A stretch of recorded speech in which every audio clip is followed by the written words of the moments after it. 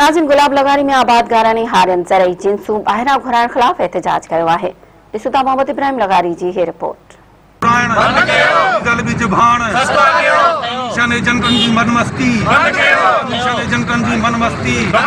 मौजूद आहियूं press club गुलाब लग़ारी ते, जिते हिते गुलाब लग़ारी ऐं उनजी जेके पर्स गिदाई जा जेके ज़मींदार आहिनि उहे एहतजाज करे रहिया आहिनि। हुननि जो इहो चवणु आहे त ज़रई जिन्सूं जेके बचनि थियूं उन टाइम ते सरहदियूं खोलियूं वञनि थियूं ऐं असांजो मुआशी क़तलाम थी रहियो आहे।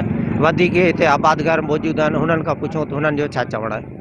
इनकलाबी हारी जदोजहद गुलाब लग़ारी दोस्तनि जो चवणु आहे ही समूरा हारी आहिनि, नंढड़ा नंढड़ा ज़मींदार आहिनि। हिननि जो चवणु आहे त असां जेके पंहिंजूं जिन्सूं पैदा कयूं था, जेके फसल आहिनि असांजा, उन्हनि जा रेट घटि आहिनि। उहे इन करे घटि आहिनि जो असांजा जेॾी महिल फसल मार्केट में ईंदा आहिनि त ओॾी महिल ही असांजी जेका वफ़ाक़ी हुकूमत आहे उहा ॿाहिरां जेको आहे पंहिंजा इंडिया मंझां ऐं ईरान मंझां फसल घुराए वठंदी आहे। टमाटो आहे या मसलन जेको आहे सो बसर आहे, जीअं हींअर उन्हनि बॉर्डर खोले छॾिया आहिनि, टमाटो ऐं बसर ॿाहिरां आंदो आहे त असांजो टमाटो ऐं बसर जेको आहे उहो उन जा अघु किरी पिया आहे। उन्हनि सां असां गॾिजी तहरीक हलाइनि, ही पैदावार असां हुननि खे 2 रुपए ते बि सप्लाई करे सघूं था। उन ते शहरी माण्हू आवाज़ नथो उथारे, बाक़ी असांजी पैदा कयल पैदावार ते फैक्ट्री मंझां शहर जो माण्हू जंहिं रेट में वठे थो उन रेट खां घटि विकिणंदो। असां उनखां सवाल था करियूं त असांखे ॿिज, भाण, डीज़ल, रूसी ट्रैक्टर, आम जेका ट्रांसपोर्ट आहे उन खां अलॻि कई वञे। रूसी ट्रैक्टर मुफ़्त में फ़राहम कया वञनि। रूसी ट्रैक्टर ते त गवर्नमेंट कमाइण जी घटि मां घटि हिन तां हथु खणे।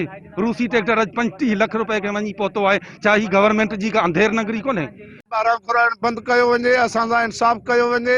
न इंसाफ़ थियो, टमाटो बसर बंदि न कयो वियो त असां हितां खां इस्लामाबाद ताईं हलिया वेंदासूं। हिते जे आबादगारनि जो हिननि जो इहो चवणु आहे त इहे सरहदूं जे दोबारा बंदि नथियूं कयूं वञनि त असांजा जेके एहतजाज जो जेको दाइरो आहे असीं इस्लामाबाद सूधो दाइरो हणंदासीं, धरणो हणंदासीं ऐं असांजा जेके हक़ आहिनि जाइज़ उहे असांखे न ॾिना विया त असीं रोडनि ते हूंदासीं।